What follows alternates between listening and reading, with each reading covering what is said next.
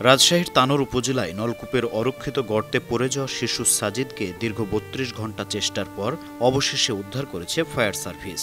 বৃহস্পতিবার রাত ৯টার দিকে তাকে উদ্ধার করা হয় বলে নিশ্চিত করেছেন ফায়ার সার্ভিস অ্যান্ড সিভিল ডিফেন্সের পরিচালক লেফটেন্যান্ট কর্নেল তাজুল ইসলাম চৌধুরী। উদ্ধারকৃত সাজিদের শারীরিক পরীক্ষা নিরীক্ষা চলছে বলে তিনি জানান। গেল বুধবার দুপুরে পাঁচন্দর ইউনিয়নের কোয়েলহাট গ্রামে এই মর্মান্তিক দুর্ঘটনা ঘটে। সাজিদ তার মা ও ভাইয়ের সঙ্গে বাড়ির পাশের একটি খড় দিয়ে ঢাকা জমি পার হচ্ছিল। সাজিদের মা জানতেন না খড়ের নিচে রয়েছে একটি গভীর ও অরক্ষিত নলকূপের গর্ত। হাঁটার এক পর্যায়ে হঠাৎ শিশুটি গর্তে পড়ে যায়। মামা চিৎকার শুনে মা ফিরে দেখেন সন্তানটি তার সঙ্গে নেই। খড় সরাতেই দেখা যায় বিপজ্জনক গর্তটি। স্থানীয় সূত্রে জানা যায়, গত বছর এলাকার একজন ব্যক্তি এখানে গভীর নলকূপ স্থাপনের উদ্যোগ নিয়েছিলেন, কিন্তু ১২০ ফুট গভীরেও পানি না পাওয়ায় কাজটি পরিত্যক্ত অবস্থায় পড়ে থাকে।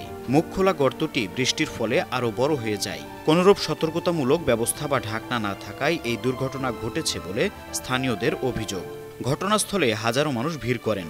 গর্তের পাশেই নির্ঘুম রাত কাটান সাজিদের মা। কান্না, প্রার্থনা আর আশা নিয়ে অপেক্ষা করেন সন্তানের জন্য।